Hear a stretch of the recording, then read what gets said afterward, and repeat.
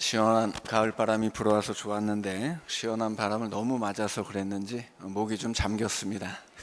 오늘은 제가 크게 말씀드리기 어려우니까 여러분들이 귀 기울여서 잘 들어주시기를 바랍니다. 특별히 오늘 우리 남신도 회원들이 이렇게 남신도 주일 예배를 드려서 너무 감사합니다. 우리 보고 때도 말씀드렸듯이 우리 교회에 많은 남신도들이 계시지만 힘을 합하고 있지는 못한 실정인 것 같습니다. 우리는 미약한 힘을 가지고 있기 때문에 미약한 힘을 가진 이들마다 마음을 합쳐야 되고 힘을 합쳐야 되고 그래야 더 큰 일을 할 수 있을 줄로 압니다. 우리 교회가 이 땅에 세워진 온전한 우리 주님의 몸이 될 수 있도록 남신도 회원들이 힘과 마음을 합해서 우리 주님이 기뻐하시는 선한 일에 힘써 주시기를 다시 한번 부탁드립니다. 오늘 함께 읽은 시편 16편의 제목은 다윗의 믹담입니다. 시편 56편부터 60편까지의 5편의 시에도 똑같은 제목이 붙어 있습니다. 그래서 시편에서 다윗의 믹담은 6편입니다. 믹담이라는 말 자체는 너무 오래된 고대의 히브리어이기 때문에 오늘날 이 말의 정확한 의미는 좀 알기가 어렵습니다. 그러나 많은 신학자들이 연구한 결과로 아마 이 단어는 황금이라는 뜻이겠다 추측하고 있습니다. 그래서 영어 성경 중에 킹 제임스 버전은 다윗의 믹담을 황금의 시편이라고 번역하고 있습니다. 수많은 다윗의 시 가운데 특별히 이 6개의 시에다가 황금시라는 제목을 붙이는 이유가 있을 것입니다. 그것은 이 6편의 시를 황금처럼 귀하게 여기라는 뜻입니다. 그럼 당연히 왜냐고 물어야죠. 이 6편의 시가 무엇 때문에 황금처럼 귀하냐 하는 것입니다. 이 6편의 다윗의 믹담은 고난의 상황에서 나왔다는 공통점을 가지고 있습니다. 시편은 고난을 주제로 많은 시가 기록되어 있지만 그 중에서도 이 6편의 시만큼은 고통의 문제를 다루는 데 있어서 탁월한 시다라는 뜻으로 받아들이면 되겠습니다. 그러니 우리가 크고 작은 삶의 여러 가지 문제로 힘들고 아플 때마다 시편을 펴고 다윗의 황금시를 읽어가다 보면 수많은 고난을 견디고 이겨내었던 다윗의 믿음과 지혜를 배울 수 있을 것입니다. 이 6편의 믹담 중에서도 오늘 우리가 함께 읽은 시편 16편에는 다른 믹담과 구별되는 특징이 있습니다. 그것은 고난 자체에 관한 이야기는 아주 짧고 오히려 기쁨과 즐거움으로 가득한 시편이라는 데 있습니다. 본문 1절은 이렇게 고백하죠. 하나님이여 나를 지켜주소서 내가 주께 피하나이다. 분명히 다윗은 하나님이 지켜주셔야 하는 상황이고 그래서 하나님께 피해야만 하는 상황입니다. 그러니 지금 다윗은 위험에 처해 있거나 위기의 상황을 만나고 있다는 뜻입니다. 그런데 1절 이후에는 고통을 호소한다거나 도움을 요청하는 내용이 전혀 없습니다. 오히려 내가 물려받은 유산이 너무 아름답습니다. 나는 흔들리지 않습니다. 마음도 기쁘고 영도 즐겁고 육체도 안전합니다. 이렇게 고백하는 것입니다. 그렇다면 1절에서 다윗이 피하겠다는 이야기, 하나님께 도와달라고 했던 이야기는 그 고난은 별것 아니었나 이렇게 생각할 수도 있겠고 하나님께 피하자마자 고난이 사라져서 더 이상은 고난에 대한 이야기가 없고 이제 즐거움만 남았는가 이렇게 질문할 수도 있겠습니다. 그러나 그렇지 않습니다. 이 믹담이라는 시는 고난의 시편이고 다윗은 여전히 고난의 한가운데 머물고 있는 것입니다.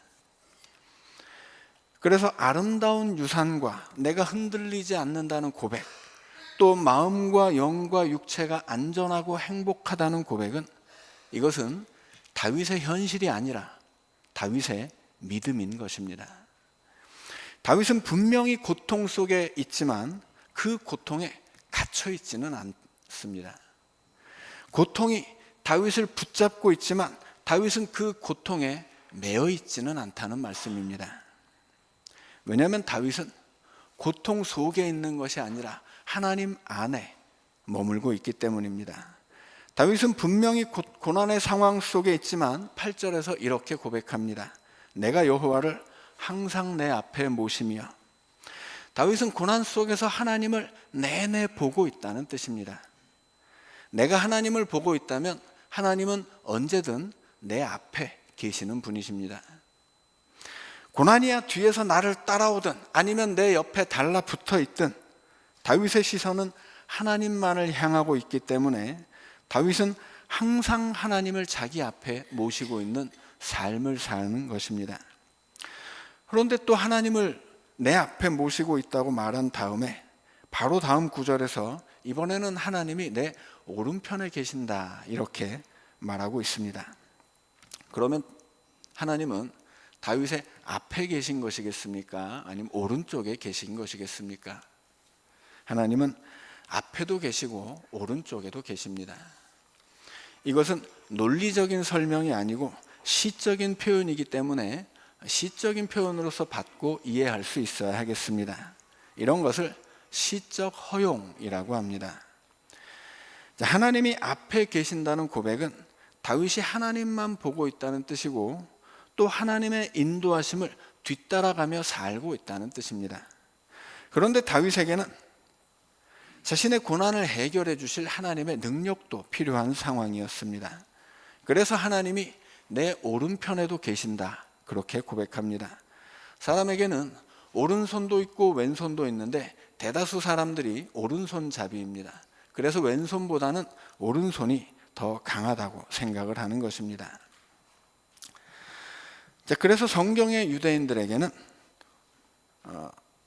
오른손 또는 오른편이 능력을 상징하고 또 영광을 상징하는 언어가 되었습니다.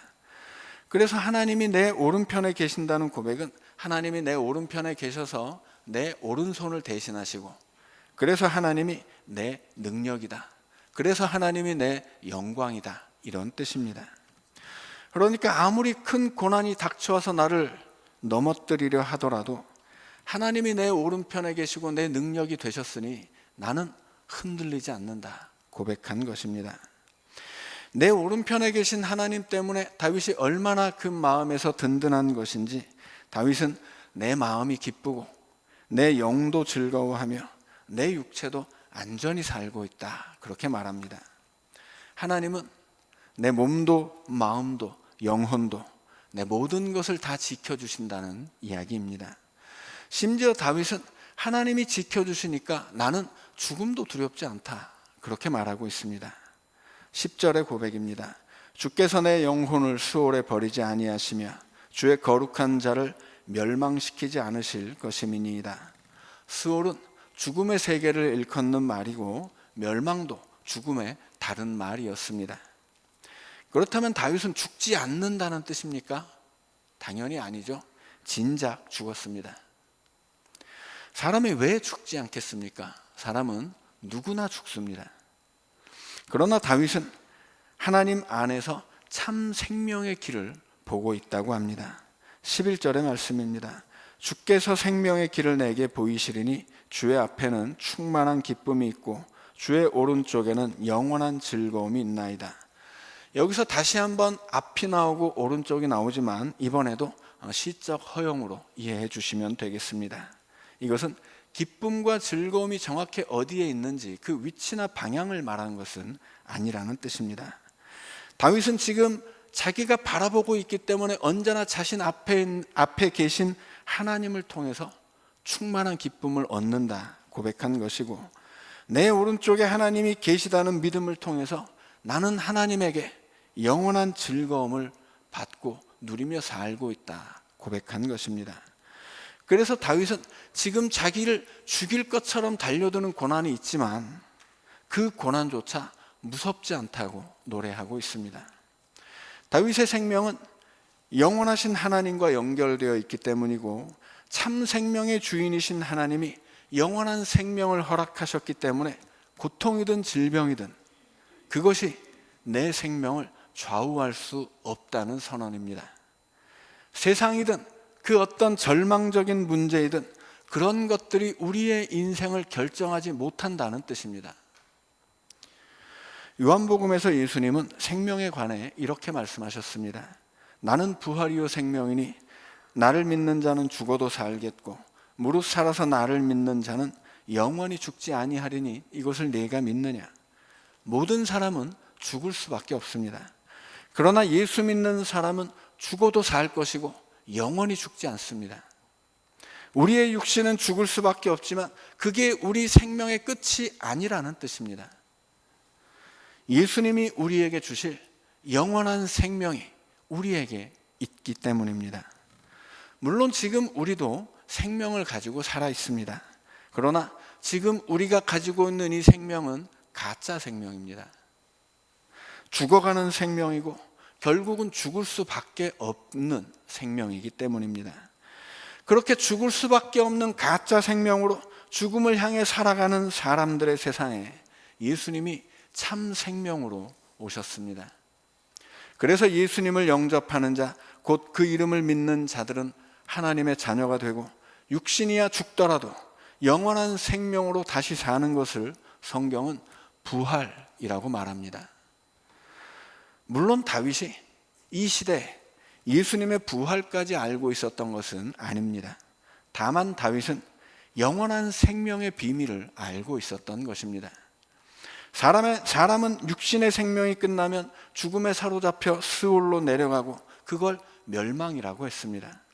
그러나 주의 거룩한 자들, 3절에서 다윗이 말했던 땅에 있는 성도들은 하나님이 멸망하지 않게 해주신다는 것입니다. 그래서 요한복음 3장 16절도 누구든지 예수를 믿으면 멸망하지 않고 영생을 얻는다 말씀한 것입니다. 다윗의 고백은 이렇게 요한복음뿐 아니라 사도행전에서도 다시 발견할 수 있습니다. 사도행전 2장 25절부터 28절은 시편 16편 오늘 본문의 8절부터 11절까지의 말씀을 그대로 인용하고 있습니다. 베드로가 예수님의 부활을 설명하기 위해서 오늘 우리가 읽은 본문의 말씀을 인용한 것입니다. 바울 역시 사도행전 13장 35절에서 이렇게 말합니다. 시편에 일러스되 주의 거룩한 자로 썩음을 당하지 않게 하시리라 하셨느니라. 그 시편이 바로 오늘 우리가 읽은 16편 10절의 말씀입니다. 복음을 전한 사도들과 그 복음을 믿은 초대교회 성도들은 로마의 박해를 조금도 두려워하지 않습니다. 죽음을 이기고 부활하신 예수 그리스도를 만났고 그 예수 그리스도의 부활의 생명을 믿기 때문입니다. 오히려 예수님을 믿지 않는 것이야말로 죽음을 향한 길이고 로마의 박해로 죽는다 하더라도 예수를 믿는 자는 죽어도 죽지 않고 영원히 죽지 않기 때문에 로마의 박해보다 더 무서운 것은 바로 예수를 믿지 않고 죽는 것이었습니다. 다시 다윗의 이야기로 돌아가겠습니다. 다윗은 고난을 만났고 그래서 하나님께 나를 지켜달라 기도하며 하나님께 피했습니다. 그리고 하나님의 뒤에 숨어서 이렇게 말하는 것입니다. 나는 이제 고난에 흔들리지 않는다. 나는 이제 몸도 마음도 영혼도 안전하고 행복하다. 나는 하나님 뒤에 숨었기 때문에 조금도 죽음조차 두렵지 않다. 하나님 뒤에 숨어서 조금 비겁한 말을 하는 것입니까? 그렇지 않지요. 이것은 지혜로운 모습입니다. 우리는 이 대목에서 중요한 교훈을 하나 배울 수 있습니다. 다윗은 고난을 만났고 고난의 상황 속에 살고 있지만 그것은 다윗에게 주어진 삶의 결과가 아니라 새로운 시작이었다는 사실입니다. 우리에게 찾아오는 질병이든 고통이든 슬픔이든 절망이든 그 모든 문제와 고난은 하나의 출발선이라는 말씀입니다. 다윗은 그 고난이라는 출발선에서 하나님을 향해 출발합니다. 고난은 하나님께 오라는 부르심이기 때문입니다. 베드로전서 5장 7절은 이렇게 말씀합니다. 너희 염려를 다 주께 맡기라. 이는 그가 너희를 돌보심이라. 다윗은 자기의 염려를 주님께 맡기고 나를 돌봐달라고, 나를 지켜주소서, 내가 주께 피하나이다 기도했다는 것입니다. 이 기도는 2절에서 주밖에 나의 복이 없다라는 고백으로 이어집니다. 여기서 복은 히브리어로는 토브라는 말입니다. 그리고 구약의 다른 구절들에서는 선하다라는 뜻으로 사용됩니다. 다윗은 왕이고 세상 누구보다도 많은 것을 가진 사람이었습니다. 그러나 다윗에게 수많은 소유가 있더라도 그 중에 선한 것은 하나님밖에 없다는 뜻입니다. 다윗에게는 왕권이 있었고 가족도 있었고 재산도 있었습니다. 명예도 있었고 권세도 있었고 행복도 있었습니다. 하지만 그 모든 다윗의 소유는 다 하나님께 받은 것이기 때문에 나에게는 하나님밖에 없고 나는 하나님만 가지기를 원한다 고백한 것입니다. 이 고난의 출발선에서 기도로 출발한 다윗의 다음 코스는 예배입니다. 3절은 다윗에게 주신 하나님의 말씀입니다.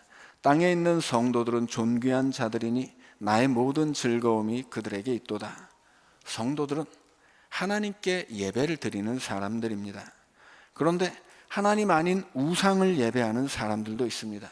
그러나 다른 신에게 예물을 드리면 괴로움만 더할 것이다 말합니다. 우상에게는 예물을 바치면 괴로움을 받는다는 뜻입니다. 고난의 출발선에서 하나님을 향해 출발하지 않는 사람들, 그들은 다른 신에게 예물을 드리는 자들입니다. 오늘 우리가 살아가는 세상에도 재물을 신으로 섬기는 사람들이 있습니다. 능력 있는 사람이나 혹은 사람의 능력을 신처럼 의지하는 사람들이 있습니다. 고도의 기술 문명이 발전하면서 이제는 과학이나 정보를 신처럼 섬기는 세상이 되기도 했습니다. 그래서 하나님 아닌 것들이 하나님인 척하고 하나님 아닌 것들을 사람들이 하나님인 양 그렇게 섬기는 세상이 된 것입니다. 그러나 하나님 아닌 것들을 하나님처럼 섬긴다면 문제가 해결되기는커녕 없던 문제도 생겨서 그 인생의 괴로움은 더 커져만 갈 것이다 말하는 것입니다. 그러니까 고난을 만나면 하나님을 바라보아야 하고 그 고난을 출발선으로 삼아서 하나님을 향해 달려가야 합니다. 그리고 하나님 앞에 엎드려 기도하고 예배하라는 것입니다. 이것이야말로 다윗이 수많은 고난을 견뎌낼 수 있었던 비결이었고, 그래서 시편 16편은 다윗의 비결을 닮은 그 인생의 지혜를 담은 황금시라고 불리는 것입니다. 5절에서 다윗은 하나님이 나의 산업이고 잔이고 소득이고 나의 분깃을 지킨다. 6절에서는 내게 줄로 재어준 구역, 나의 기업이 아름답다. 그렇게 고백합니다. 여기 나오는 산업, 잔, 분깃, 줄로 잰 구역, 기업 이런 말들은 똑같은 것을 다르게 표현한 말들입니다. 이것들을 한마디로 정리하면 유산입니다. 이스라엘이 애굽에서 나와 가나안 땅을 차지했을 때 하나님이 주신 그 가나안 땅을 지파별로 나누었습니다. 그리고 지파 안에서는 가문별로 나누고, 가문 안에서는 집안별로 나누고, 집 안에서는 자녀들에게 그 숫자대로 동등하게 분배해 준 것입니다. 그리고 대대로 자녀들은 그 땅을 유산으로 물려받는 것입니다. 그렇게 유산으로 물려받는 땅을 표현한 말들이 산업, 잔, 분깃, 줄로 재어준 구역, 기업 이런 것들입니다. 그런데 이스라엘 백성 한 사람 한 사람이 부모로부터 유산으로 물려받은 땅이 어떤 의미였겠습니까? 될 수 있는 한 최대한 자녀를 많이 낳았던 시대였기 때문에 대를 이어갈수록 자녀들이 많아졌을 것이고, 그럴수록 그 자녀들 하나하나가 받는 유산의 몫은 줄어들었을 것입니다. 그러니 이스라엘 민족의 자녀들이 유산으로 상속받는 땅은 부동산적인 가치로는 조금도 크다고 말할 수 없는 것입니다. 더군다나 이스라엘의 왕이었던 다윗에게 조상 때부터 내려와서 그 집안의 자녀들 숫자대로 나누어 받은 땅이라면 그게 재산으로서 얼마나 되겠습니까? 오히려 다윗은 유산으로 물려받은 땅보다 그가 힘으로 정복해서 얻은 땅이 훨씬 더 많았습니다. 유산으로 받은 땅이 없더라도 먹고 사는데 아무 지장이 없다는 뜻입니다. 그러나 하나님이 줄로 재어주시고 조상 때부터 유산으로 물려받은 땅이 다윗의 눈에 아름답게 보일 수밖에 없는 이유가 있었습니다. 그 땅은 약속의 땅이고 약속의 땅을 받는 것은 약속의 백성이라는 증거이기 때문입니다. 이스라엘에게 가나안 땅은 아브라함 시절부터 약속받은 땅이었습니다. 기름진 땅은 애굽이 훨씬 더 기름집니다. 넓은 땅을 찾으면 바벨론이 애굽보다도 수십 배가 더 넓습니다. 그러나 하나님은 아브라함에게 가나안 땅을 약속하셨고 아브라함의 자손 이스라엘을 가나안으로 불러 약속의 땅을 주셨습니다. 그 땅을 물려받는다는 것은 하나님의 약속을 물려받는 것이고 아브라함의 믿음을 물려받는 것입니다. 그래서 5절과 6절의 고백은 하나님이 땅도 주셔서 고맙다 그런 뜻이 아니고요. 나는 약속의 땅을 유산으로 물려받은 하나님의 백성이라는 뜻입니다. 다윗이 고난을 만날 때마다 그 모든 고난을 견디고 이겨낼 수 있는 비결 중 하나는 내가 누구인지 그걸 정확하게 아는 데 있었다는 이야기입니다. 다윗은 믿음의 유산을 물려받은 하나님의 백성이었습니다. 다윗은 이스라엘에서는 왕이지만 하나님 앞에서는 자기가 종이라는 사실을 알고 있었습니다. 세상 사람들은 다 다윗을 영웅으로 알고 있었지만 다윗은 자신이 하나님의 도움 없이는 살아갈 수 없는 연약한 존재라는 것을 알고 있었습니다. 다윗에게는 강력하고 많은 군대가 있었지만 그래서 그 군대로 여러 땅, 많은 땅을 정복할 수도 있었지만 하나님 앞에 드리는 기도와 예배야말로 가장 강한 무기이고 승리라는 사실을 알고 있었습니다. 다윗의 고백은 7절로 이어집니다. 하나님의 훈계를 받은 양심이 밤마다 다윗을 교훈한다고 합니다. 하나님의 훈계는 당연히 하나님의 말씀이고 양심의 교훈은 하나님의 말씀과 다른 자신의 모습에서 느끼는 양심의 가책입니다. 양심의 가책은 크게 두 가지 의미입니다. 첫째는 부끄러움이고 둘째는 두려움입니다. 하나님의 말씀과 다르게 사는 죄를 부끄러워하고 죄를 싫어하시는 하나님의 심판을 두려워하는 것, 그것이 신앙적인 양심의 가책입니다. 우리말에 염치를 모른다는 것이 말이 있습니다.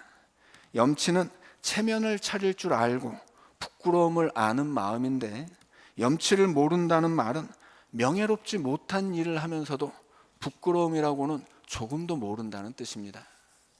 우리는 자신의 만족과 이익을 위해서는 점잖은 체면도 버리고 죄를 지어도 조금도 부끄러워하지 않는 염치 없는 세상을 살고 있습니다.